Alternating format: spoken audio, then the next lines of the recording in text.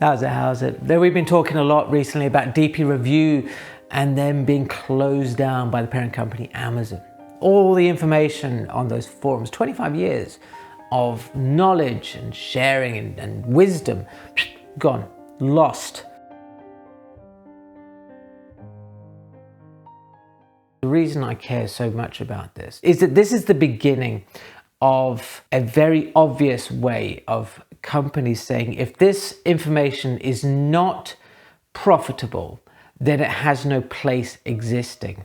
And that's a scary thought, that if things like gear reviews, lenses, technical discussions and stuff, which are fairly simple to compartmentalize and to label and say, well, this is how we could sell this thing. If they are being kicked to the curb, what chance do people and places and platforms who focus on the harder things, the intangible aspects of photography, how are they going to survive? One of the reasons why I started the Photographic Eye was to share my love for photography, to say, look, here's some work, try this, try that. Think about the intangible things in photography, the things that are harder to compartmentalize and to put a label on, to say this is how we could sell it. But I do look around at when DPReview, which is a wonderful resource for people who wanted to learn about the technical side of things, and that's going away. When I look on YouTube, well, you only have to look through your homepage, and most of the photography videos are about gear of some description, either doing a lens review or a gear review, or talking about how to use that particular lens or doing a shoot off against them.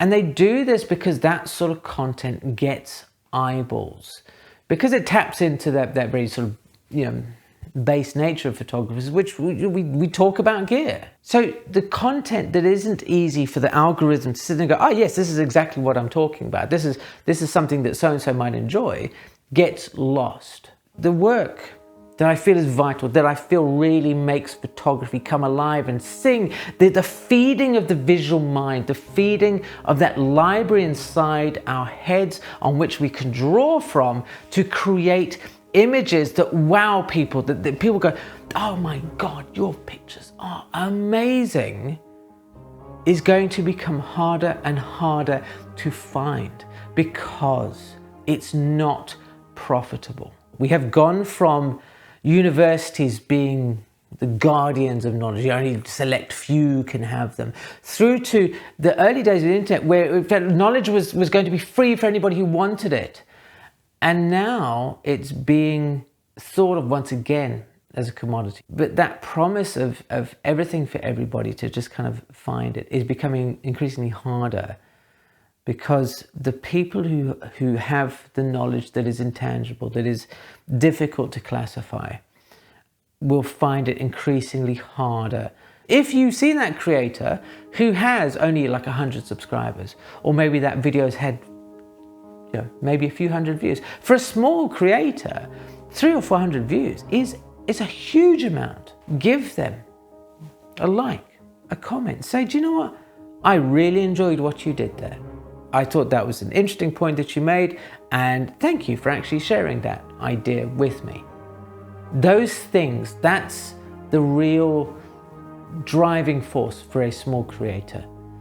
That they see, do you know what, somebody saw me, somebody reached out, and they encouraged me to carry on building these things, to carry on sharing this knowledge. I feel that is the way that we can combat and make use of the opportunities that we do have. For the moment, YouTube is a great, fantastic, fairly open platform. Don't just sit there on the other side of the screen, nod your head, go, yeah, that's kind of cool, or shake your head and go, no, I don't agree with you.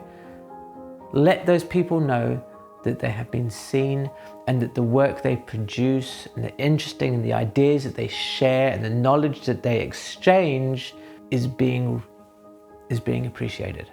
If you didn't see that video about DPReview closing down and me get on my soapbox, check it out over here. Thank you ever so much for watching, and I will see you again soon.